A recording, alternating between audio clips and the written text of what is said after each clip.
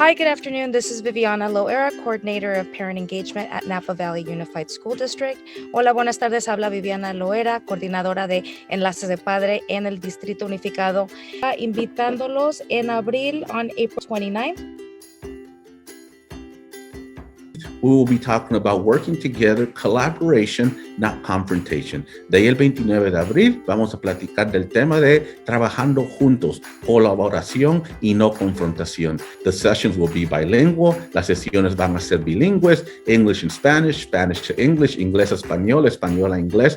Let's share ideas as a community as to work with you and how can we keep working together. Y más importante, hay que compartir ideas de qué está funcionando para usted y su estudiante y cómo podemos trabajar juntos para mejorar el aprendizaje a distancia larga.